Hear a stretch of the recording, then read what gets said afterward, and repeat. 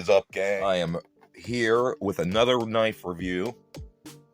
We'll be unboxing with another one of my grandfather's knives. This is a Schrade USA. Get it in there. Without further ado, let's get into this knife unboxing. Let's see. Best way to cut the box.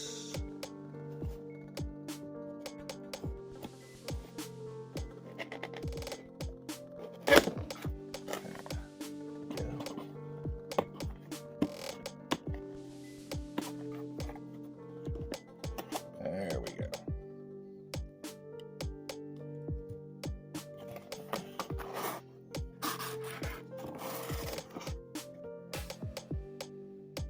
After I bought the first Joker knife, which was the Nomad 6.5 that I have used lovingly since, with walnut handles and the black liners, sexy beast. I was so pleased with this, I immediately ordered another Joker knife that I liked the pattern of, and let's get into the new Joker knife that I purchased.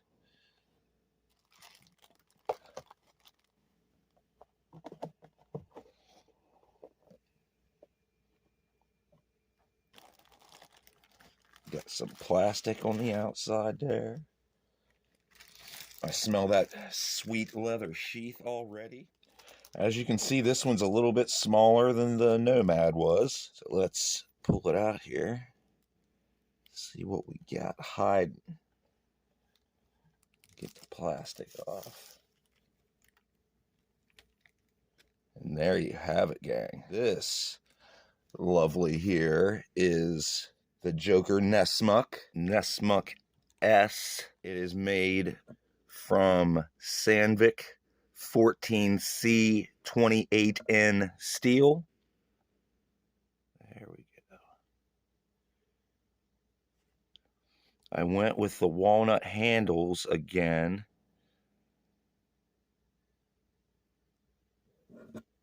This has the maker's name on it, or the designer, I suppose. Sabater.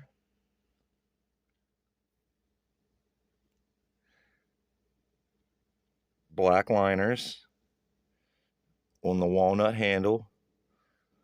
I will say that my Nomad's handles were prettier than this. Like, I'll just show you, because I was a big fan. And you can get a size comparison here as to what we've got. It's quite a bit smaller than the Nomad 6.5.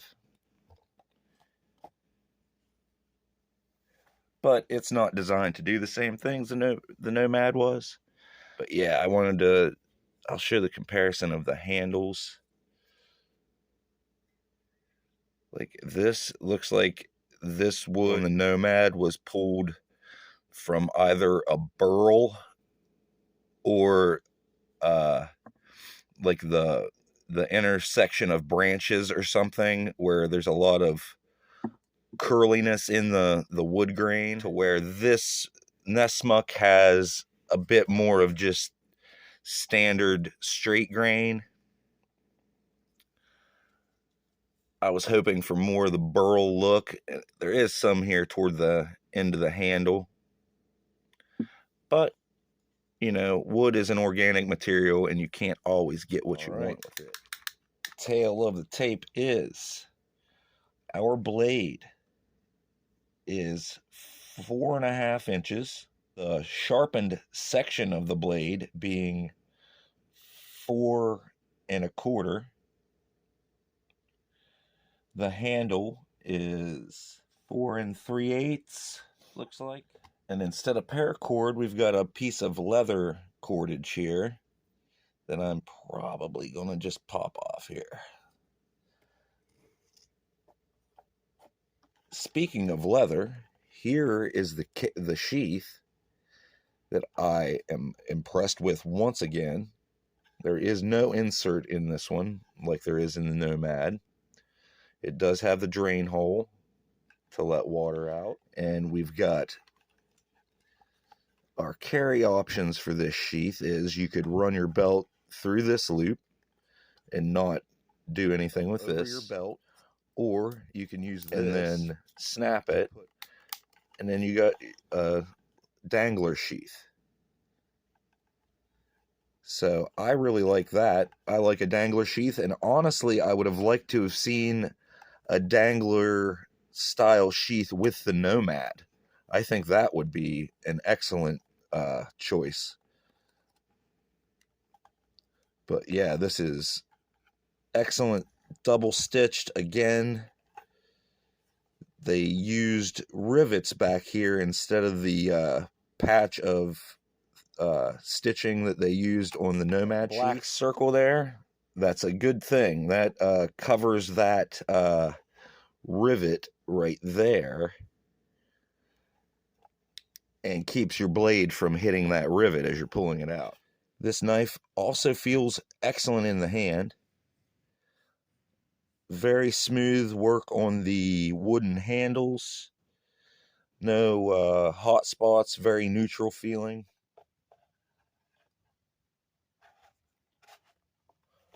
Fits snugly in the sheath. I may tie a pinky lanyard on it. This also has a brass tube where the lanyard hole is, where the Nomad did not have a brass tube there. I would have liked to have seen the brass tube on the Nomad, but I'm not sure why they chose not to do it. Same with the dangler sheath. I would have liked to have seen the dangler sheath on as an option on the Nomad. But yeah, high quality leather sheath. And this was $106, I do believe. So I am definitely excited to get this out into the bush, into the field, and give it some use. And the way I'm going to do that, gang, is I'm going to take it camping with me today and film how it does in the field. Get the initial impressions of the sharpness.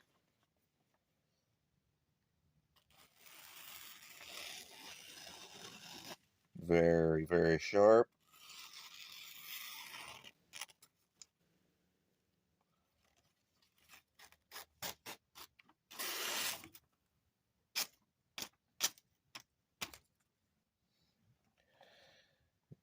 Oh, dingo. What you doing, Stinky? It got cold last night, huh?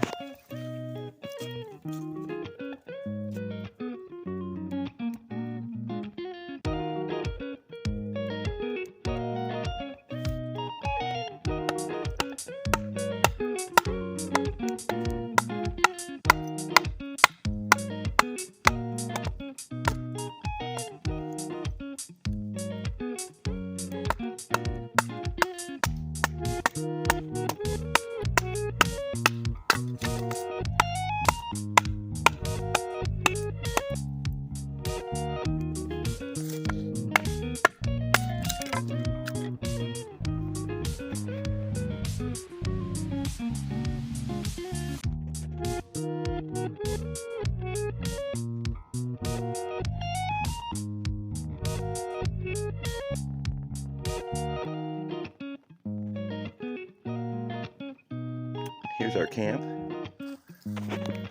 I don't know if you guys can see this, but there's a little bit of snow this morning.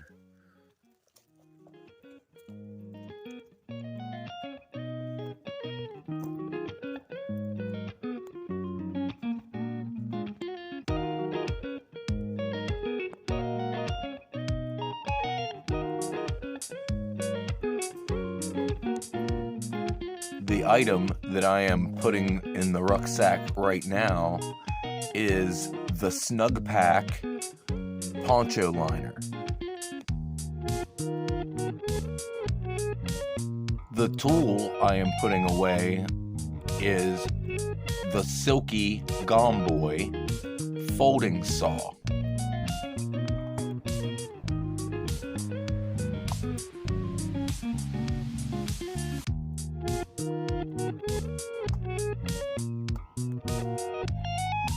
The rucksack I am using is a Loyal Strickland waxed canvas and leather roll top rucksack.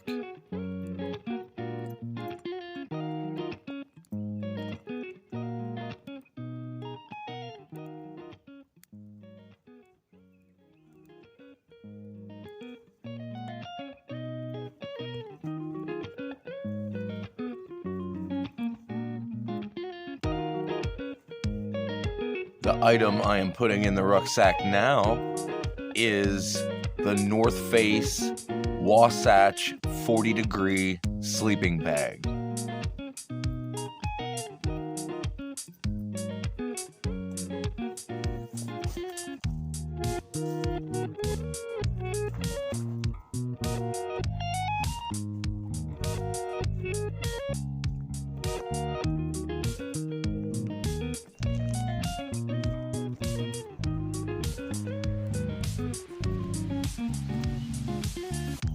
My tent is a One Tigress Backwoods Bungalow 2.0.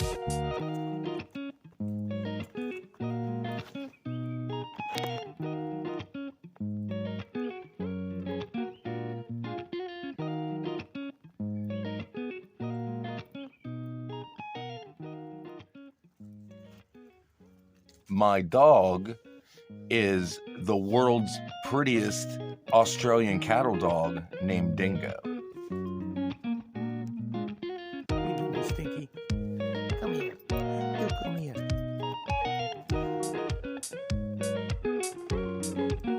You doing, Dingo? Oh, you're a good girl.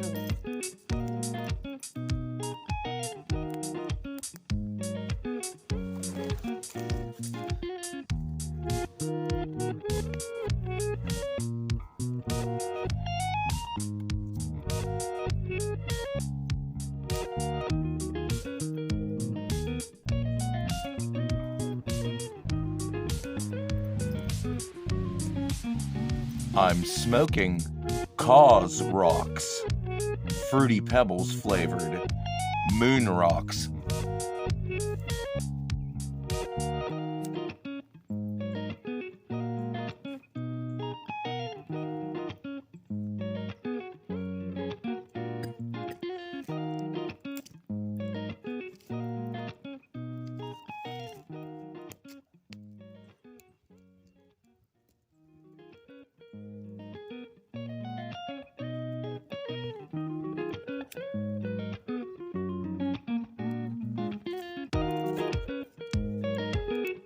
The second law of thermodynamics clearly states that the dingo is the best dingo in the world. What is up, gang? I am freshly back from the field. I've got the Joker Nessmuck S.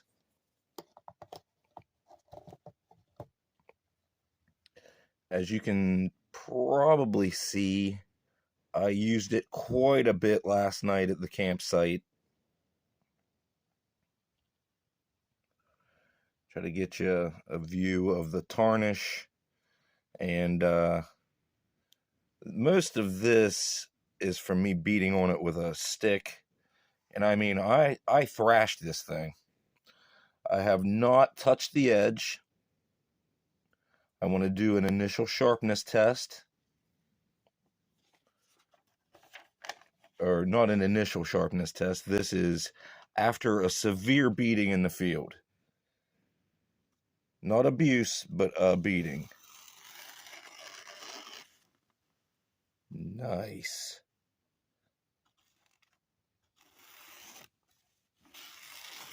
As you can tell, maybe you can tell, I can tell it's just a little bit duller than it was. But that is outstanding.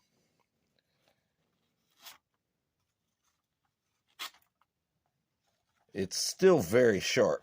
So, let's see if the strop can bring it back to life here. How I like to do this, let's see, take the grain that way.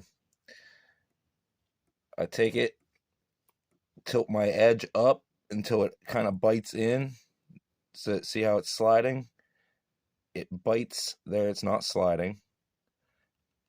And then I just pull it back across the leather strop and do the same to the other side. So spin it around, bite in,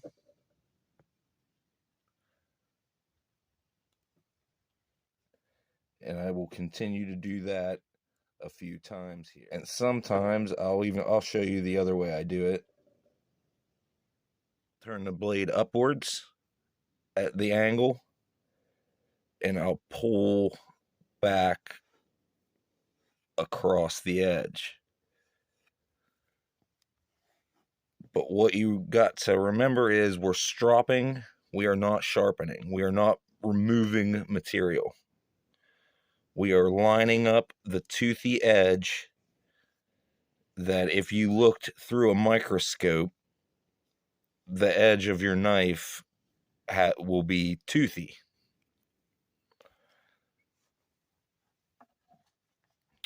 And the duller, say here is a sharp blade, the duller it gets, the teeth start to get pushed apart until they get very pushed apart, right?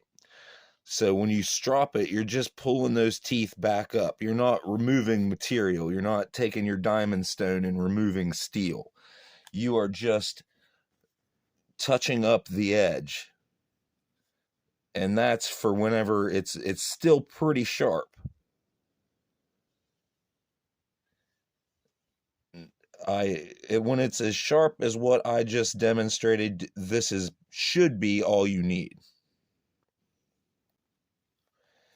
You don't need to use a stone every time. We've ran it across the strop a few times. Let's see what it feels like.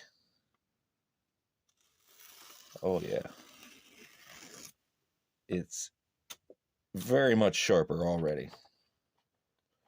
So a little more stropping. It doesn't really need,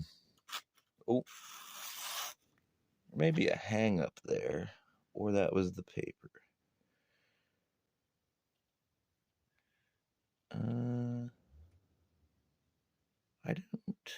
I do not see any dings.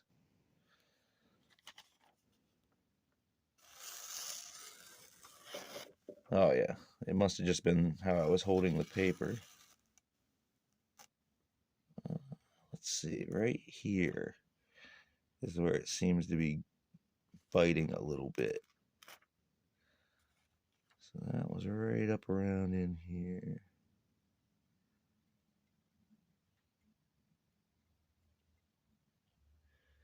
So let's get our strop again.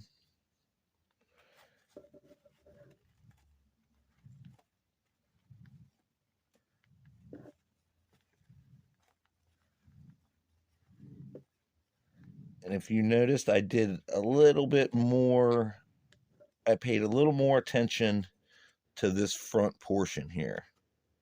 So I'm going to turn it around and do the same thing, where I give it a few more strops up toward the front, and then I just work my way smoothly back the edge.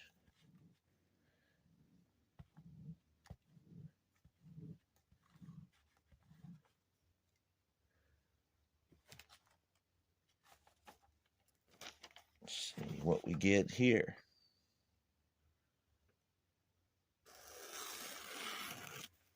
Oh yeah. Oh yeah, there we go, back in business. All right, gang. In closing, I would like to highly recommend Joker knives. The two I have purchased performed outstandingly. I wish it wouldn't have got as dark as it had on me last night, because I didn't get the footage all the footage that I would have liked to have gotten with it striking a fire steel and stuff, which actually I'm going to do right now just to show you that it can do it. Here's the old trusty fire steel, the ferrocerium rod, and the joker.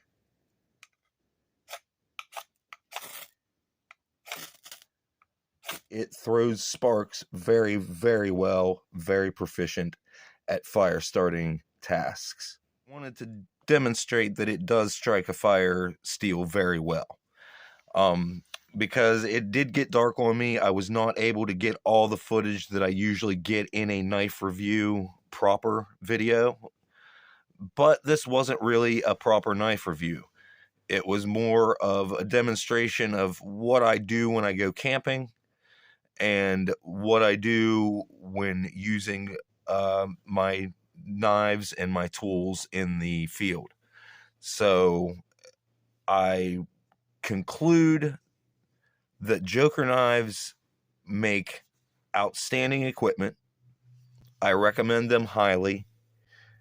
The Nessmuck and the Nomad 6.5 are my only hands-on experience, so those are the only ones I can speak to out of experience.